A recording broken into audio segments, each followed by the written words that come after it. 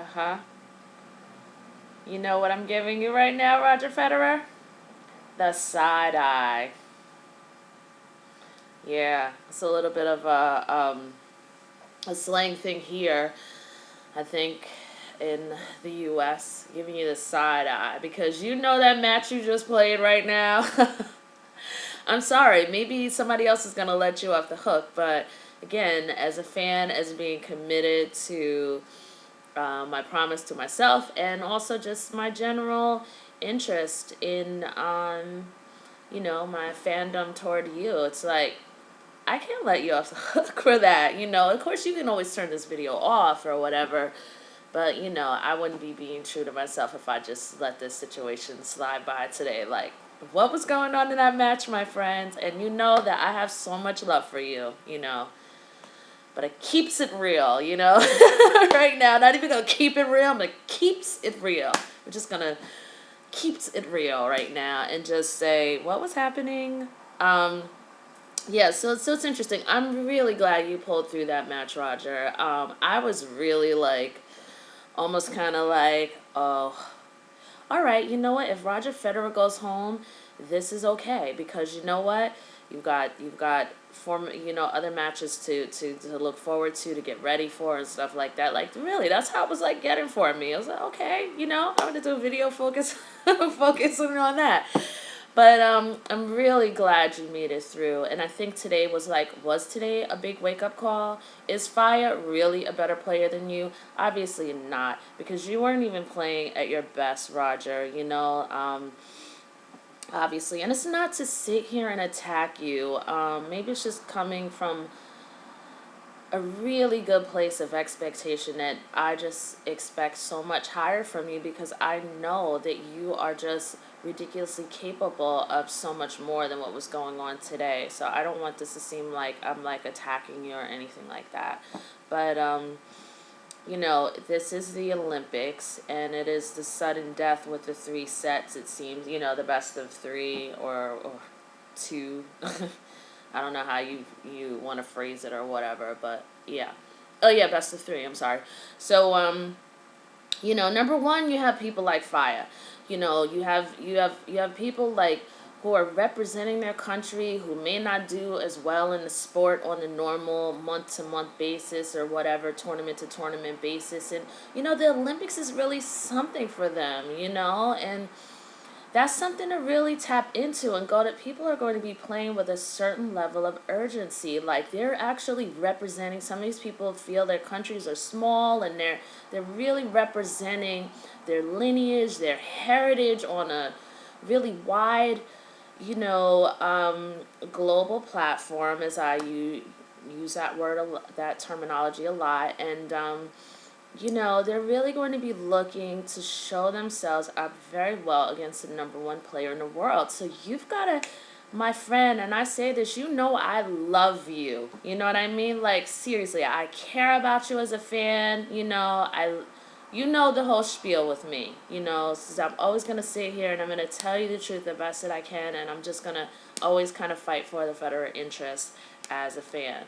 So, I just say all of that to say, like, today was a wake-up call. And, again, we're looking at some issues, I think, that you've dealt with in the past. Like, I feel like it looked like it was a great day there today, And it's like, for me, anytime it's a great day, Roger Federer is not fully on, and please, I think sometimes because I can talk to these videos, if I were probably, I know if I were to talk to you face to face, I would probably have some more sensitivities or niceties. And I looked at one video a couple weeks ago and I was like, oh my gosh, like, it just sounded so coarse and just sort of cold. So, I mean, I really, if stuff is like coming across as really abrasive, I truly do not mean it like that. It's just because I'm talking into a camera or into a little hole in the top of my computer that sometimes statements could just come out and they could just land as abrasive, or just not forgetting that I am relating to an actual human being, who has a life outside of tennis, who's a human being who can't always do every single thing right all of the time, you know, and no human being can, and no human being can be expected to do that. So having said all of that, you know, just please, if anything lands like really weird or whatever for any of my videos, just please ignore it and just know that, you know, it's nothing, it really is nothing personal. Anyway, so, all right, so you have, getting back to this issue with people like Alejandro Falla, who's representing Colombia, you know, I know the Colombian community here in America, there's a lot of pride, and obviously with any country, it's a lot of pride. So it's not to even say, like, you know, that's like something just specific to Colombia. But I'm just saying, like, this is the Olympics, Roger. It's the best of 3 sets. You know, people can get away with a lot of stuff, I feel, more than they could in a 5-setter, or more than they could maybe even in a Grand Slam, or even in a world typical 1,000 or Masters match or whatever. So I really feel like, number one, you seemed like a little off kilter, and honestly, I didn't see the first set. I didn't get to see the first set, so I apologize. You know, maybe you came in really on or whatever. I did not get to see the first set. I got to come in when you were, yeah. Never mind when I came in, but I'm just saying. Anyway, so I feel like, look, before you go into these matches, especially at the Olympics, you know, because it's the best of 3 sets, once again, is to really sit down and take like 10 minutes and get yourself centered. Like, sit down, you know, like cross-legged, taking a couple of breaths, and just like get out, you know, all of the noise, and just seriously get focused. Like, what is your intention before you go in? Like, how do you want to take these matches? And I think, again, there's like, especially for these type of matches, you know, given the type of players who are trying to prove themselves on an Olympic level, who don't normally get this opportunity probably, who are trying to do it for their country, and their country's entirely behind them. So it's a new kind of energy, a new intensity, even from maybe players who are not even normally as formidable as usual. So, you know, just get yourself centered, you know, and just say, you know, like, really just what's your intention, you know, or whatever. And I realize there's a ton of pressure, and I also realize, you know, this may not be true for you, but I feel like Rafa freaking checking out of the Olympics was a damn distraction, you know, and I'm so sorry, like, really, Rafa, if the tendonitis and the injury is really something, I really apologize. I don't mean to be disrespectful, but I feel like there, you know, if it's throwing me off a little bit as a fan, and it's throwing the tennis world off, then I feel like there's some validity there, you know, and I feel like if that is somehow, Roger, if that is somehow like leaking indirectly into your matches, like, just take a moment to like really sort that out, filter it out, because you cannot have that crap, I'm sorry, going into your matches. And ooh, I surprised myself about how passionate I am about that.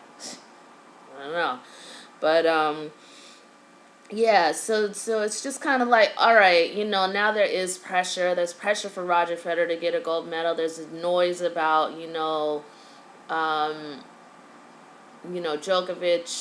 Djokovic, Berdych, who else is this? Songa, all in the other side of the drawer. There's all that noise, you know what I mean? And then on top of that, for me, I don't know if this is true for you, Roger, but then it's like on top of that, Rafa's not here, and it's like every time Rafa's not here, it's always kind of like just extra room to try to discredit Federer. And it's not your fault that Rafa isn't here, you know what I mean? So, whatever.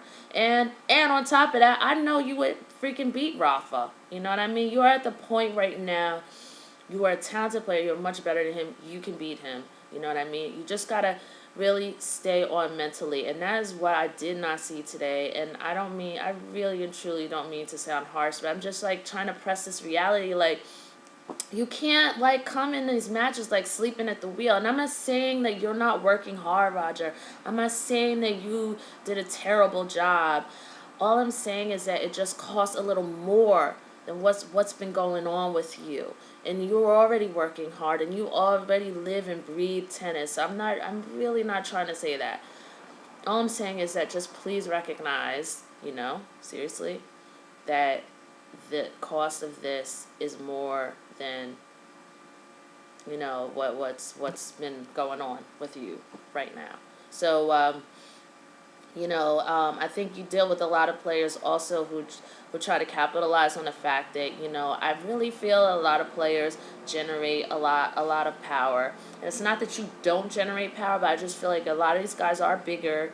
They're a little taller. It's not to say the Fire was taller than you, but I'm just saying, like, you know, a lot of these guys generate a lot of power, and they could kind of get over, like a Beneteau who was, you know, playing against you and suddenly putting like this ridiculous speed on balls and just making things sort of tough for you. And, you know, like he just made it through his match. So there's a chance you might meet him, I think, like in the next round or the following round, second or third round.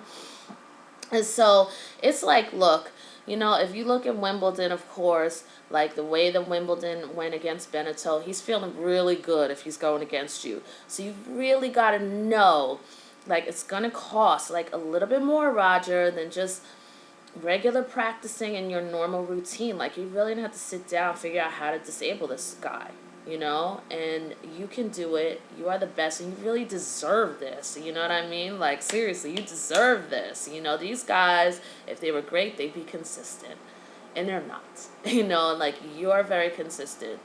So, you know, you really deserve this. And, of course, I'm a little prejudiced because I'm a fan. But, nah, I think I'm pretty objective. If you didn't deserve it, I just wouldn't even bring up this conversation, actually. But I'm just saying that, you know, it's going to cost more. You know what? This is just a couple more weeks of your life. You know, you can take out the time, I suppose. I'm assuming, maybe, I don't know, like, what your family obligations are, or what you have to do, or what your life is really like. So I truly don't know.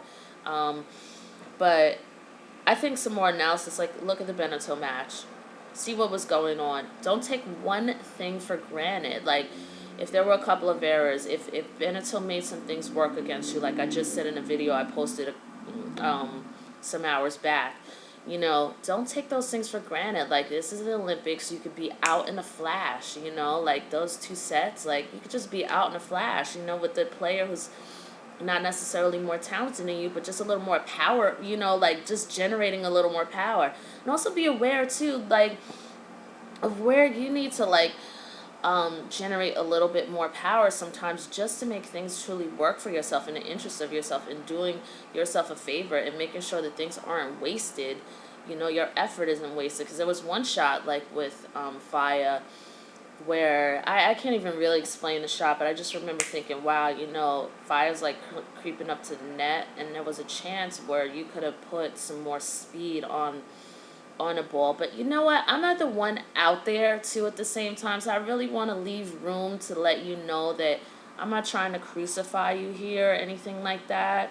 But I really want to make sure, as a fan, as committed to my promise and as committed as to how much I really respect and admire you, and I want to see you win. I'm just going to put it all out on the court. I'm going to say everything. I'm just going to, you know, you're watching my videos, you're going to just go through everything and see what works, you know. And if you feel something doesn't work, like, just hold that thought for a minute and really analyze it and see if I'm really saying something that truly won't work, or if I'm saying something that, you know, hey, all right, you know, I could look at this, you know.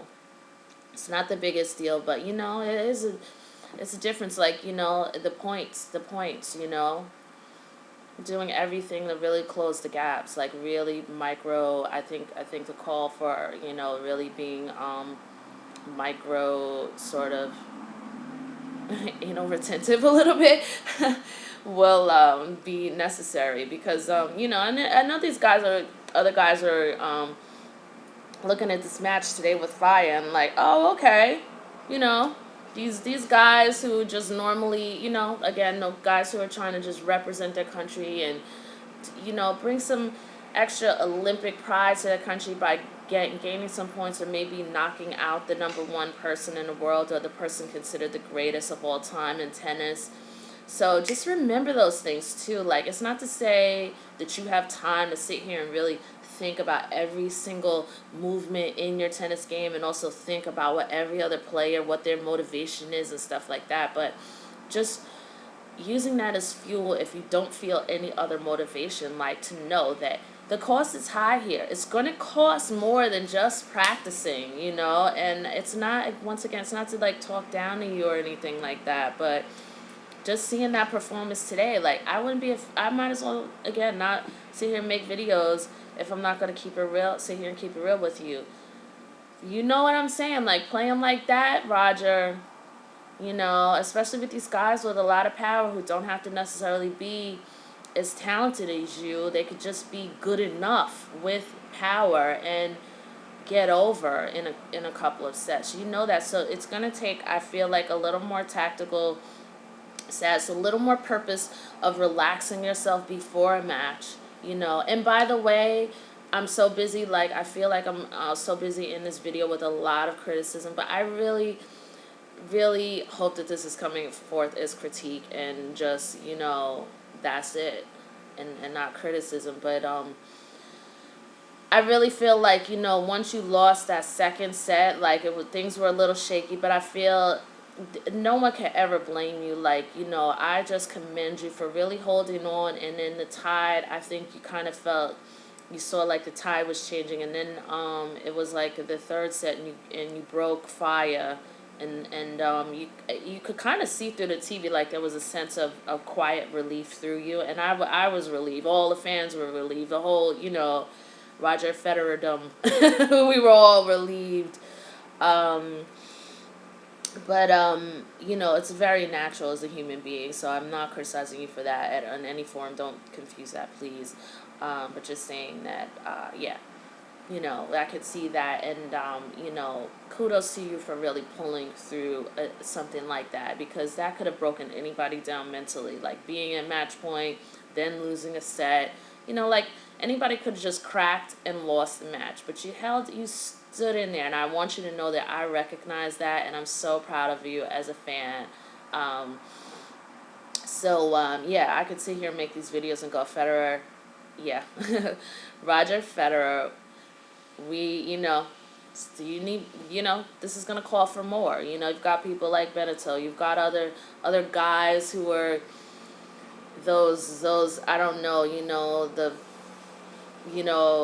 what is it, like the top 75 and 100 player guys who are, you know, they're like pretty good and could upset a player on a good day, and especially in a best of three, you know. So I think it's worth really looking at, like, how are you going to deal with guys who could generate a lot of power, who have just substantial talent, you know? How are you going to deal with that over 3 sets, you know? And how are you going to approach, like, the sudden death of 3 sets? How are you going to take control, you know? How are you going to get your comfort level going? Because I feel like, you know, it's funny, kind of Tiger Woods comes to mind. I know a lot of times, like, Tiger Woods will pretty much the same day of his golf tournaments or whatever will get right back. He will get right back out into the field. And the same day, like, if he loses a tournament, like, he'll get right back out there. And I feel like if I were your coach today, we would be like, you know, you do whatever you need to do with your family real quick, but I would really be sitting down and be like, we need to get in a match. Like, I am your coach, and this is no comment on Paul Anacone or anything like that, really. It's totally mutually exclusive, you know. I'm just talking about some just separate reality, you know. Like, if I were your coach, this is how I personally be sitting, like, we need to get on the court today. Like, seriously. Like, otherwise, then why am I your coach? You know, what am I here for? You know, we need to get on this. Because you look like you didn't have much confidence. You look like you're a little bit shaky. You look like you were a little bit off.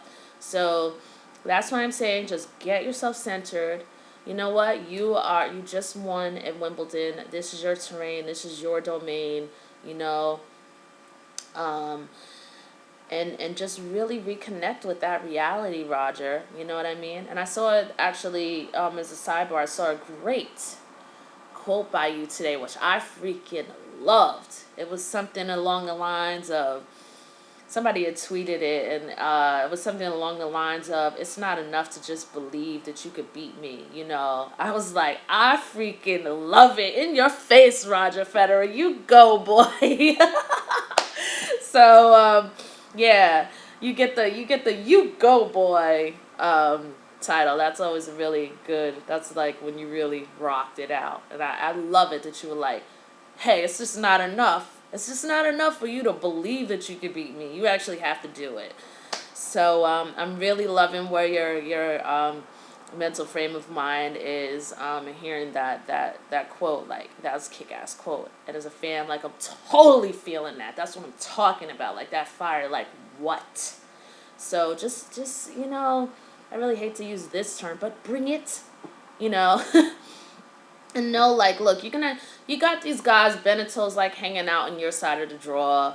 You know, you got Verdasco, who could be pretty good on in his own time. Like, he's a fighter, too. I hear he's a better clay court player, or more suited toward clay, but whatever.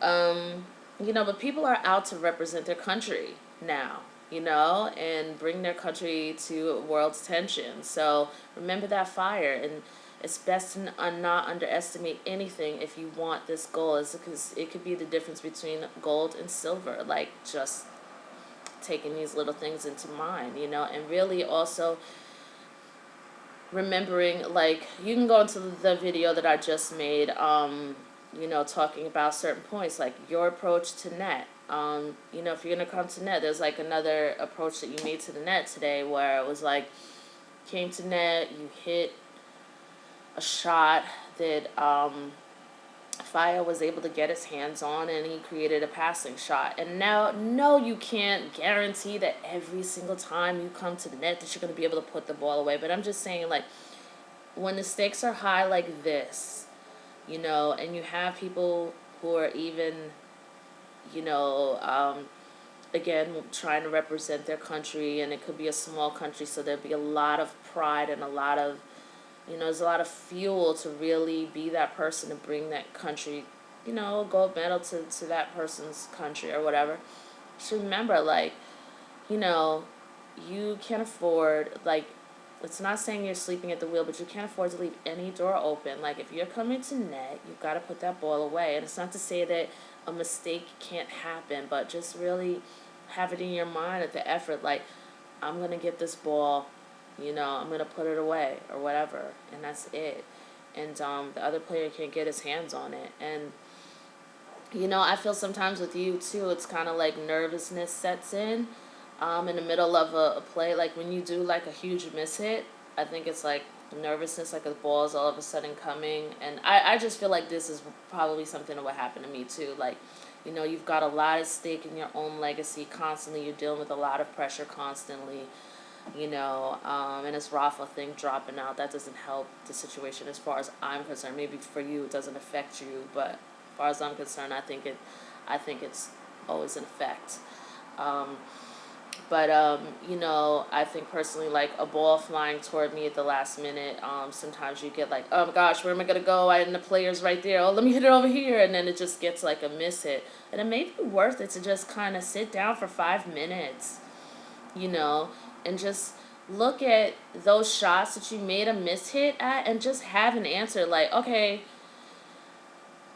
and maybe this sounds unrealistic to you, I don't know, but this is truly what my approach would be. And if it didn't work in the end, then it just didn't work. But this is everything that I pretty much ask and tell you in my videos. Like, this is what my true approach would be personally. All of those miss hits, all of those things I felt like I did, like, if I got like kind of a little bit jammed up in the last minute, just kind of like, oh, the player's right there, let me hit it here real quick, and then it gets really miss hit, I would sit down and look at those shots and go, okay, if I have this ball coming to me this way, and I'm like I'm practically at net or whatever, like, I know that I'm just gonna hit it this way, and I'm gonna be calm about it, you know what I mean? Or I know that I'm gonna get it over this way, and let me practice this shot just a couple of times. Like I said, that way I don't have to be like thinking, do I want to go left, do I want to go right, miss hit, you know what I mean?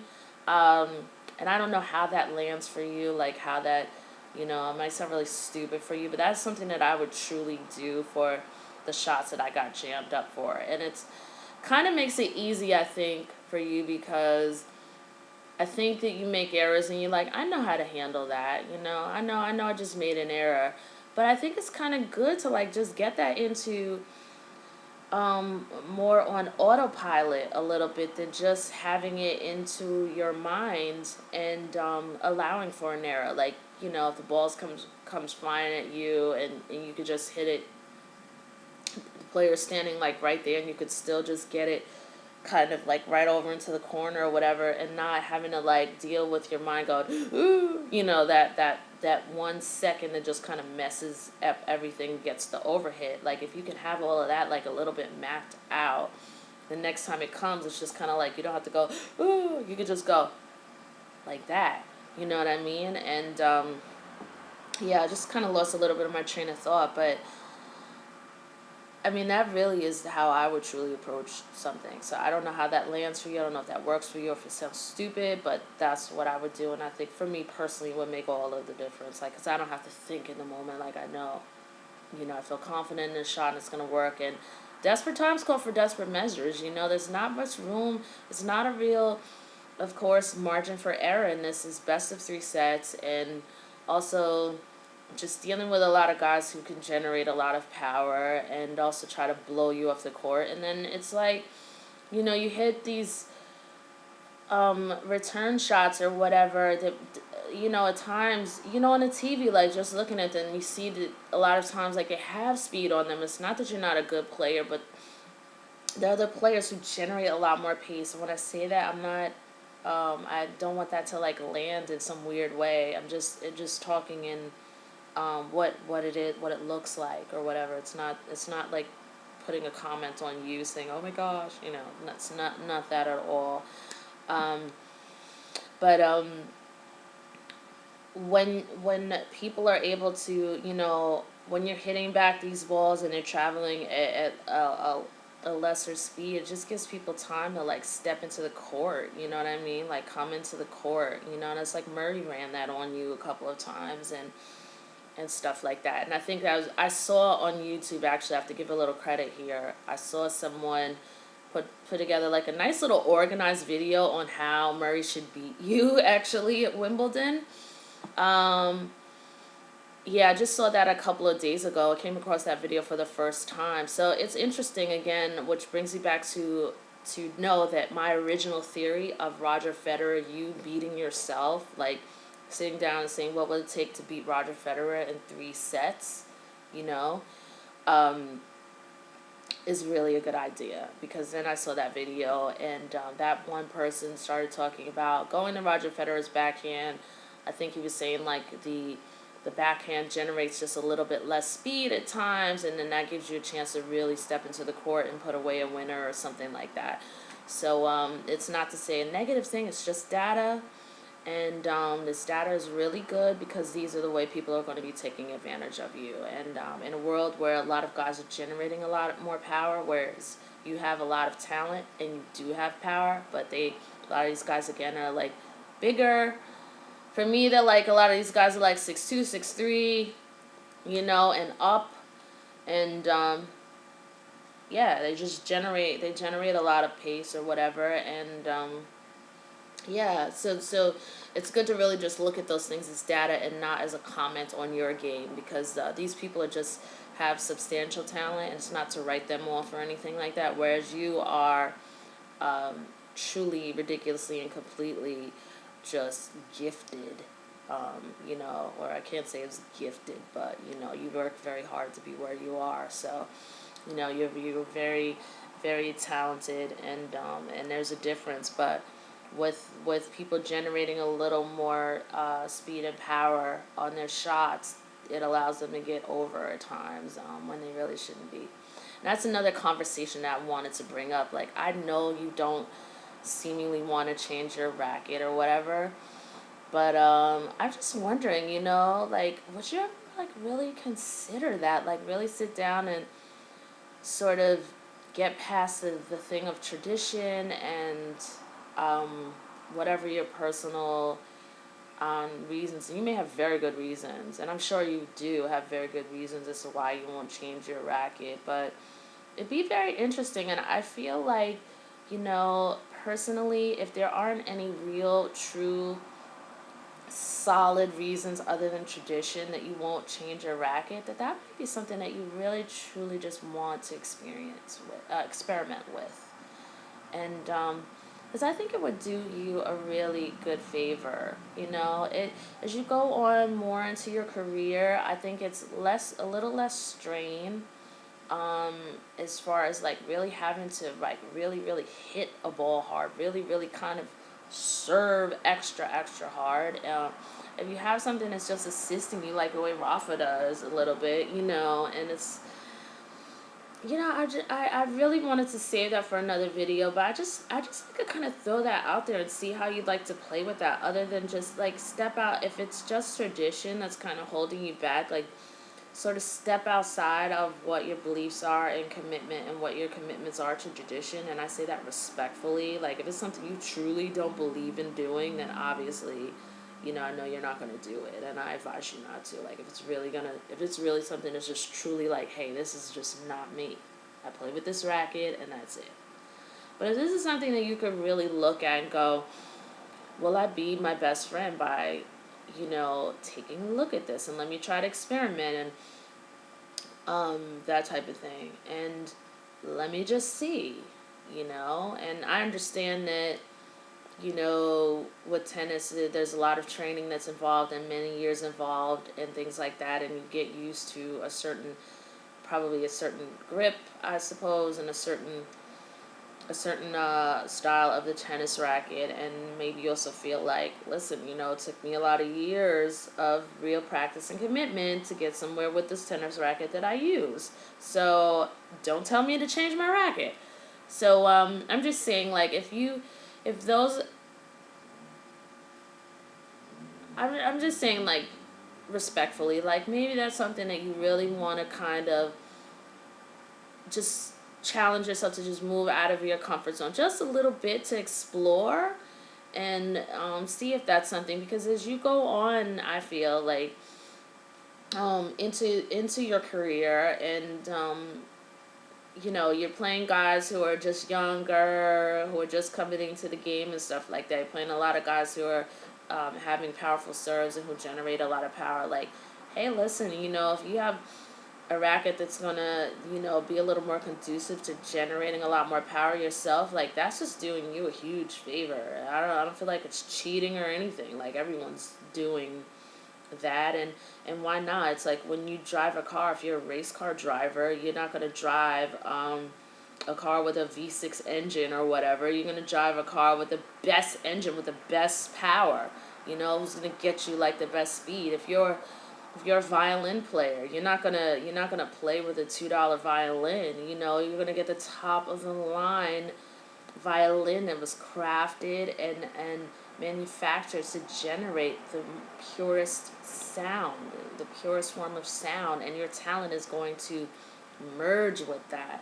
So I don't really see anything different with getting a racket that is a little more high performance, a little more suited toward performance. But I just really love to respectfully ask you to really think about that and really move a little bit out of your comfort zone, and give yourself a chance to hang out outside of your comfort zone, beyond thoughts that might come up with, like, that's just not me. I don't want a new racket. That's not tradition. That's not, whatever your personal convictions are around it. I just respectfully ask that.